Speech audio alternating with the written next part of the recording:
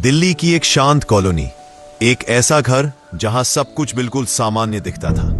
एक खुशहाल परिवार, अपना बिजनेस, अपने सपने और दिखने में बिल्कुल आम जिंदगी।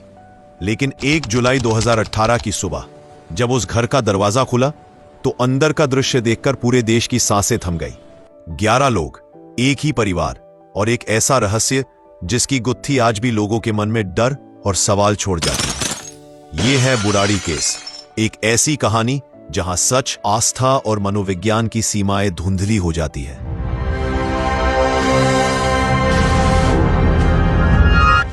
बुराड़ी के संत नगर इलाके में एक 3 मंजिला मकान, यही था भाटिया परिवार का घर जो करीब 20 साल से वहां रह रहा था। परिवार का अपना किराने का और प्लाईवुड का काम था। परिवार में कुल 11 सदस्य थे। सबसे बड़ी थी 80 वर्ष की नारायणी देवी, घर की सबसे बुजुर्ग और पूरे परिवार की मुखिया। उनकी बड़ी बेटी थी प्रतिभा भाटिया, उम्र 57 वर्ष, जो विधवा थी और अपनी 33 वर्षीय बेटी प्रियंका के साथ इसी घर में रहती थी। नारायणी देवी के बड़े बेटे थे भुवनेश, उम्र 50 वर्ष, उनकी पत्नी सविता, उम्र 48 वर्ष, घर की बड़ी बहू। भुवनेश और सविता के 3 बच्चे थे, 25 वर्ष की नीतू, 23 वर्ष की मोनू और 15 वर्ष का बेटा ध्रुव। दूसरे बेटे थे ललित, उम्र 45 वर्ष, उनकी पत्नी तीना, उम्र 42 वर्ष और उनका 15 वर्ष का बेटा शिवम। एक ही छत के नीचे 3 पीढ़ियां साथ रहती थीं। एक बड़ा संयुक्त परिवार जो बाहर से बिल्कुल सामान्य दिखता था, लेकिन कहानी कुछ और थी।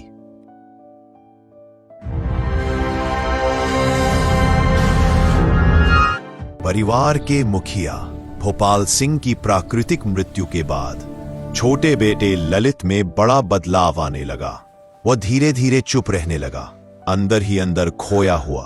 फिर एक दिन उसने अपने परिवार से कहा कि उसके पिता की आत्मा उससे बात करती है और उसे जीवन जीने के तरीके बताती है। शुरुआत में यह बात अजीब लगी, लेकिन धीरे धीरे पूरा परिवार उस पर विश्वास करने लगा। ललित की बातों को लिखने के लिए डायरी रखी जाने लगी। सालों तक 1 नहीं, 2 नहीं, बल्कि 11 डायरी लिखी गई। हर निर्देश, हर कर्म, हर बात नोट की जाती रही।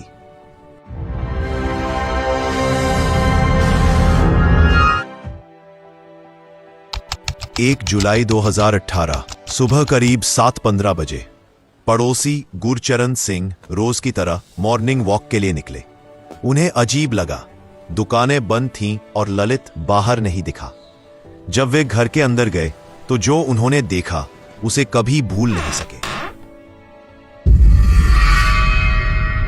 घर के आंगन में परिवार के 10 सदस्य एक साथ लटके हुए मिले, आंखों पर पट्टी, मुंह पर टेप और हाथ पैर बंधे हुए। घर के दूसरे कमरे में सबसे बुजुर्ग सदस्य 80 साल की नारायणी देवी मृत पाई गई। पूरे घर में सन्नाटा था। सिर्फ एक चीज जिंदा थी, परिवार का पालतू कुत्ता टॉमी, जो छत पर बंधा मिला।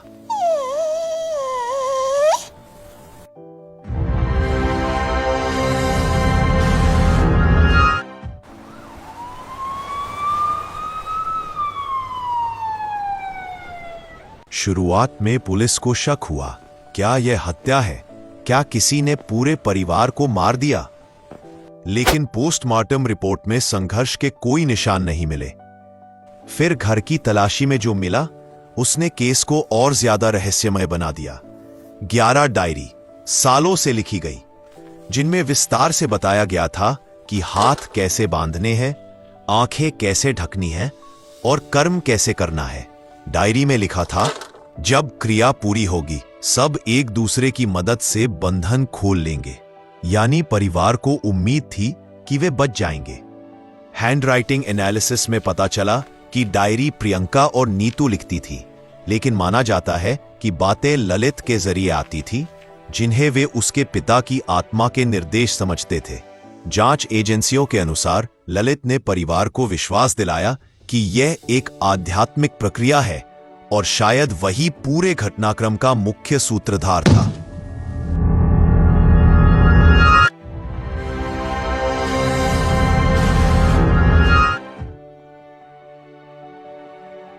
मनोवैज्ञानिकों ने इसे शेयर्ड साइकोटिक डिसऑर्डर यानी साझा मानसिक भ्रम कहा, जब एक व्यक्ति की सोच या भ्रम पूरे समूह को प्रभावित कर देता है। कुछ विशेषज्ञों का मानना था कि ललित भ्रम की अवस्था में था और परिवार ने बिना सवाल किए उस पर भरोसा कर लिया। हालांकि परिवार के कुछ रिश्तेदार आज भी मानते हैं कि यह आत्महत्या नहीं बल्कि सोची समझी हत्या थी, और यही इस कहानी का सबसे बड़ा सवाल बन गया।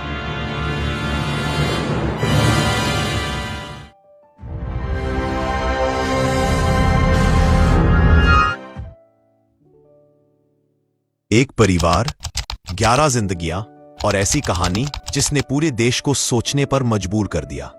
क्या अंधविश्वास इंसान को इतना दूर ले जा सकता है, या इस केस में अब भी कोई अनकहा सच छिपा है?